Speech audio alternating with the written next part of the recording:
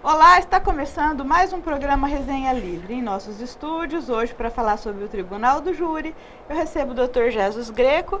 Dr. Jesus é advogado, é professor do curso de Direito da Unifev e é nosso convidado hoje para discutir esse assunto que interessa muito para as pessoas, né, Jesus? Muito. O povo, em geral, eles têm uma querência muito grande pelo Tribunal do Júri, até porque a mídia focaliza muito sobre esse tema, né? Então, o povo gosta de entender o que está ocorrendo, o que está acontecendo. E como se trata, o Tribunal do Júri se trata dos crimes dolosos contra a vida, então normalmente tem repercussão na mídia e automaticamente eles acompanham até o final o julgamento. Por isso que eles gostam de acompanhar. O que é um crime doloso contra a vida, Jesus? Bem, o crime doloso é aquele que a pessoa tem a intenção de fazer o crime. Então, no caso, como se trata contra a vida, a pessoa tem o dolo, o ânimos, a vontade de fazer aquilo, de tirar a vida, de matar, no caso. O dolo, no caso, ele se opõe à culpa. Exato. A culpa acontece por imprudência, imperícia e negligência. Para dar um exemplo muito prático e claro, que todo mundo entende, se eu estou andando de carro e por imprudência minha, eu estou correndo demais, então eu atropelo alguém e mato. Esse é um homicídio, mas um homicídio culposo. Eu não tive a intenção de matar, eu matei por imprudência minha. Então esse crime já não vai para o Tribunal do Júri. Embora também seja um crime contra a vida. Contra a vida, mas é que nem muita gente também se confunde com o latrocínio, que está previsto no artigo 157 do Código Penal. Tem problema de vida, tira-se a vida. Só que o ânimos, a vontade, o dolo, não é de tirar a vida. A vontade é de roubar, é do patrimônio. Então, só ocorreu a morte em virtude da ocorrência da pessoa deparar com alguém que está querendo roubar alguma coisa, quer dizer, contra o patrimônio, ele reagiu e a pessoa matou. Então, teve o evento morte, só que foi um latrocínio, então já não é contra a vida. Quer dizer que a vontade da pessoa, quando ela idealiza praticar o crime, não é praticar o crime contra aquela pessoa específica e tirar a vida, ela quer tirar o patrimônio. Exatamente. Então, nesse caso, não vai a júri. Não vai a júri. Porque o latrocínio é um crime gravíssimo. Gravíssimo. Ele, inclusive, o latrocínio, ele é o crime mais grave do que o próprio homicídio qualificado. O homicídio qualificado, ele tem uma pena de 12 a 30 anos. E o latrocínio é de 20 a 30. No nosso Código Penal brasileiro, é o crime mais penalizado que existe. Só que o objetivo não é a vida. É muito simples. Se eu chegasse aqui e falasse, professora Nini, eu vim te matar. Pau, mato você, então eu tenho ânimos, a vontade de te matar, de tirar a vida. Agora, se eu chego em você e vou roubar o seu relógio e você reage, em virtude de você reagir, eu te mato, então aí eu já respondo por latrocínio, já não vai para o plenário do júri. Mesmo que você teve a vontade de me matar, mas o teu objetivo maior era roubar. O principal era então, roubar, é o isso patrimônio. que orienta quando o crime vai ou não vai a júri. Exatamente. Quais são os crimes dolosos contra a vida? Existem 4 tipos de crimes dolosos contra a vida, que vai para o plenário do júri, para o tribunal do júri. Pode ser tentado ou consumado, né? Que pode ser que eu tento te matar e não consigo, então mas vai para o plenário do júri também. O artigo 121 do Código Penal, homicídio, que é o homicídio simples e qualificado. 122, instigação e auxílio ao suicídio. 123, infanticídio, é quando a mãe mata a criança no estado puerperal. Isso aí é mais grave ou é menos grave, o infanticídio? É menos grave do que o homicídio. Por quê? Até uma coisa interessante, porque entende-se que a mulher está imbuída daquele sentimento materno e tal, e às vezes por N motivos, ela se enlouquece e comete um crime, um homicídio, vamos dizer assim, contra a criança. Então esse é o infanticídio. Então tem uma pena mais suavizada. Essas pessoas que têm o filho e afogam, colocam dentro do saco de lixo, ou deixa abandonado no banheiro, isso aí são os casos do infanticídio. Quando estão no estado puerperal, quer dizer, logo após o nascimento. Acontece muito, professora, quando as famílias tradicionais, eles não aceitam que a filha, por exemplo, engravida ainda sem o casamento, ou engravida sem ter uma pessoa fixa. Mas tem isso ainda? Existe, e muitos. A gente depara com Existem pessoas que não querem que a filha fique dentro de casa, mandam a filha embora por causa disso. Meu Deus. Existe, infelizmente, ainda existe esse tipo de coisa. Então, a filha, para esconder isso da família, do pai, da mãe, dos parentes, qualquer coisa, ela fica com aquilo lá, tapeando e se espremendo, escondendo uma gravidez. Quando nasce, ela fica desesperada, não sabe o que faz. É onde ela pega, mata. Teve um caso aqui em Votuporanga, uma vez, teve uma repercussão muito grande, que a mulher teve o filho, a moça teve o filho, e quando ela foi lavar a roupa, qualquer coisa assim, ela pegou o filho e cortou a cabeça, o pescoço. Ah, eu me lembro disso. Teve uma repercussão muito grande, inclusive a mídia focalizou demais tudo isso daí. Inclusive nós trabalhamos em cima disso, eu e o professor Jaime Pimentel, nós defendemos. É um crime que é menos rigoroso em termos de apenamento, exatamente por isso, porque a pessoa ela está transtornada, então ela não tem uma maneira tranquila de decidir sobre aquilo. Mas como é que a gente sabe se a pessoa está em estado puerperal ou não? Porque não é todo mundo que tem isso, né? Não é toda mulher que tem filho que passa por isso. Isto, exatamente. É uma coisa tão difícil que os próprios juízes, quando eles vão julgar qualquer coisa, eles têm um cuidado muito grande. E a promotoria, que vai fazer a denúncia sobre isso daqui, eles têm uma dificuldade muito grande, porque isso daqui depende, inclusive, de uma ajuda de um outro profissional, que é o médico.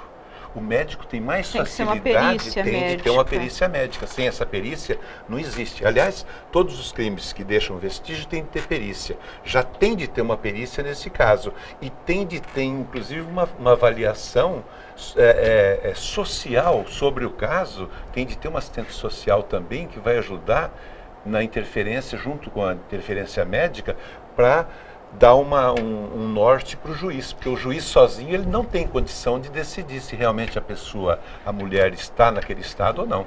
E esse estado puerperal ocorreria em função dos hormônios? Olha, segundo os médicos, né, os peritos médicos, eles falam que realmente existe uma influência física, né? Então, acredita-se que é muito comum a depressão pós-parto, né? Que seria também uma forma de desequilíbrio decorrente do parto. E assim, num caso mais grave, então a mulher chegaria a essa descompensação. É uma descompensação muito grande. E eu tive a oportunidade de conversar com essa mãe, que ela, evidentemente, completamente arrependida do que fez, mas ela dizia que naquele momento ela não tinha nem consciência do que ela estava fazendo, porque ela estava tirando um problema da cabeça dela, ela queria tirar aquele problema da cabeça dela, porque ela achava que o fato dela ter dado à luz ao filho, de um lado ela tinha a compensação de ter um filho, mas de outro lado ela tinha a família inteira contra ela e que iria mandá-la embora de casa, então ela ia ficar sozinha na vida. Existe, e você não acredita o tanto que existe, é que nem o caso o outro caso, que é o quarto crime contra a vida, que é o auxílio ao suicídio. Não, o aborto. Ah, sim. O aborto. Então, o aborto é uma situação de... Tem dentro o artigo 124. O aborto vai a júri também. Vai a júri também. Todos esses que você falou são crimes que são julgados pelo tribunal do júri. Consumados ou tentados. Mas aborto é mais difícil ter tribunal do júri, né? Um crime de aborto. É engraçado, eu tive um caso, até foi um caso muito fácil, que eu tive em Cardoso.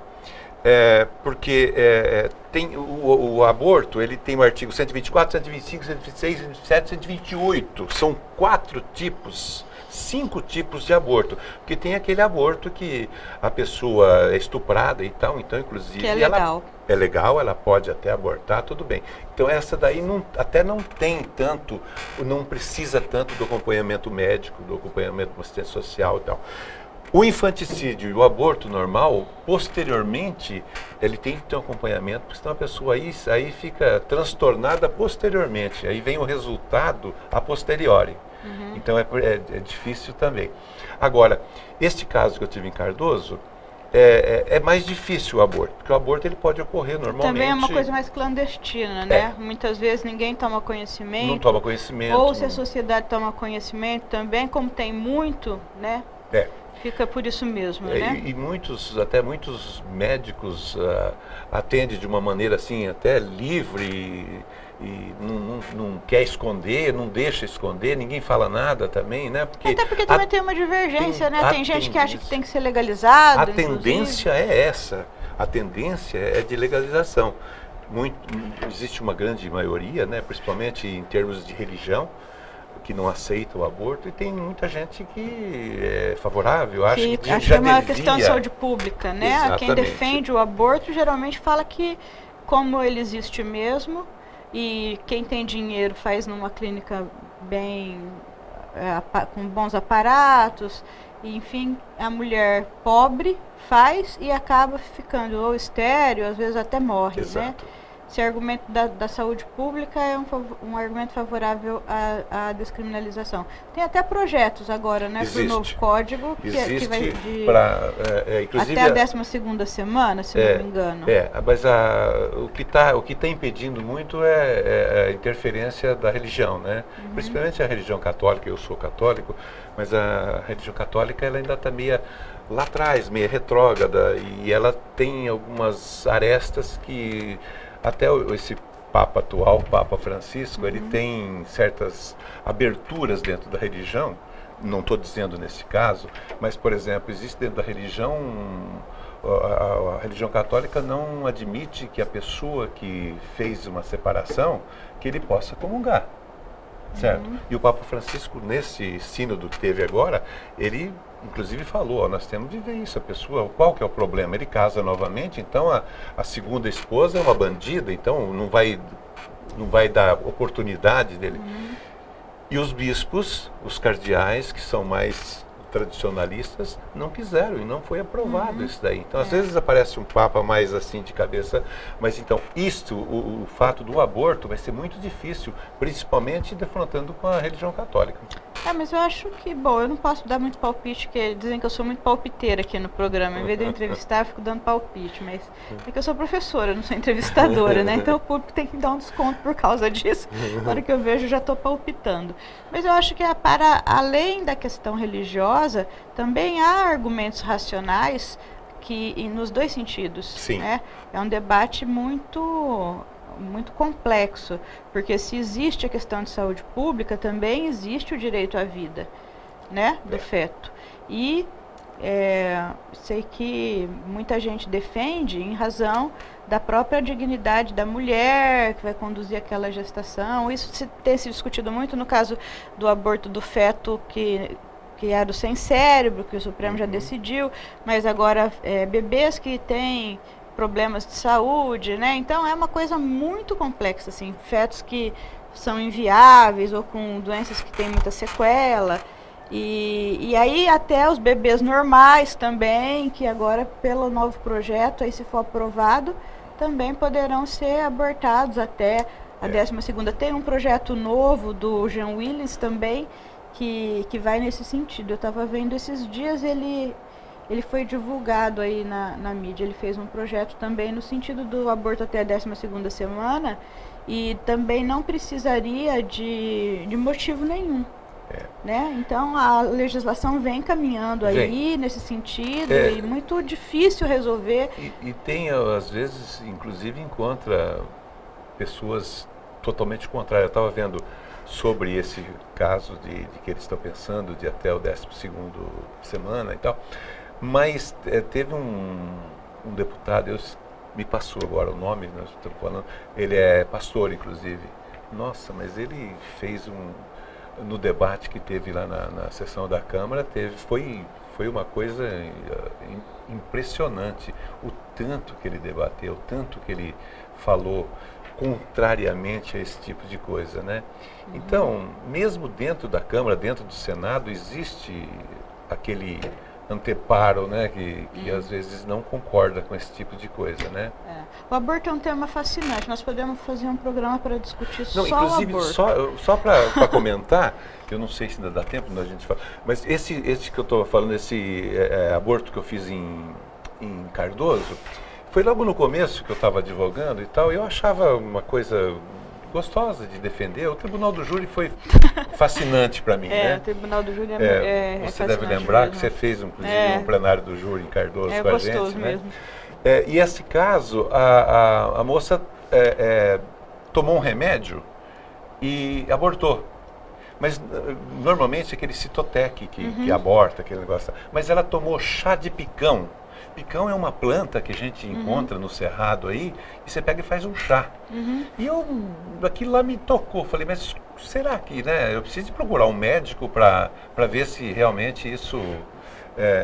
E engraçado que eu procurei, até eu agradeceria até no ar, na época eu procurei o Dr. Fusa, que ele me fez um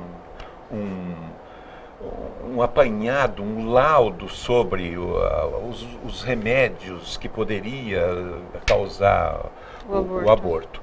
E ele, inclusive, ele atestou que o picão não tem nada, não existe nada naquela planta que é abortiva. Mas tem a fama, certo? né? Muita gente tem a fama. Mas eu peguei aquele documento de um perito, de um médico, eu juntei dentro do processo e absolvi a pessoa tranquilamente no Tribunal do Júri, certo? Agora é muito difícil, tanto que a gente vê no plenário do júri, dificilmente você vê um infanticídio e vê um aborto. Dificilmente. Você vê homicídio. Agora nós temos, inclusive, o homicídio da mulher, né? Dentro o feminicídio. Feminicídio, isso eu que eu queria perguntar para você. Eu até iria te falar, que você como coordenadora nossa do curso, nós estamos fazendo, tem uma menina, não lembro o nome agora, que está fazendo, eu sou o orientador dela, está fazendo uma monografia sobre feminicídio, coisa mais linda do mundo, um trabalho muito perfeito. O primeiro trabalho de feminicídio que está fazendo, inclusive, sem muita matéria e sem muito material para ela se apoiar. Mas ela está fazendo muito bonito. Tanto que hoje é uma qualificadora, o feminicídio, que é o inciso 6º do parágrafo 2º. Que seria, no caso, feminicídio é um homicídio, mas é cometido contra a mulher, mas também não é qualquer situação que você mata a mulher. Não. Você tem que matar por ela ser mulher. Por ela ser mulher e ela, normalmente, ela segue mais ou menos a Lei Maria da Penha, certo? Normalmente ela vai ser esposa, ela vai ser namorada, ela vai ser qualquer coisa ligada à irmã, qualquer coisa ligada à família, certo? Porque o fato de você encontrar Mas é pela com uma condição pessoa, de ser mulher. Se você matar uma mulher, sei lá, por qualquer motivo que não seja por ela ser mulher, então aí é um homicídio simples. Uma suposição, muito até um exemplo esdrúxulo, mas que a gente pode falar. Se porventura entrar na minha casa para furtar alguma coisa dentro da minha casa, e eu não sei quem que é, se é homem, se é mulher, o que é, eu pego e mato, e eu não vou responder pelo feminicídio. De maneira ou nenhuma. Uma pessoa que tem uma dívida, está devendo para você, ou você brigou, ou se desentendeu no trânsito, resolvi matar, tal, matei uma mulher, mas não é em razão dela ser mulher. É uma proteção adicional à fragilidade da mulher? Exatamente, para ela não ter, quando ela não tem a possibilidade de defesa. Eu acho essa lei do feminicídio muito furada. Porque tem mulheres que são mais fortes, tem mulheres que são muito mais espertas. E também eu quero saber como é que faz no caso de você matar um transexual, que nasceu homem e depois se transformou em mulher. Se é feminicídio ou é homicídio? Vamos deixar essa para depois do intervalo. Ótimo. Então o programa Resenha Livre vai dar uma pequena pausa. Fique por aí, a gente volta já.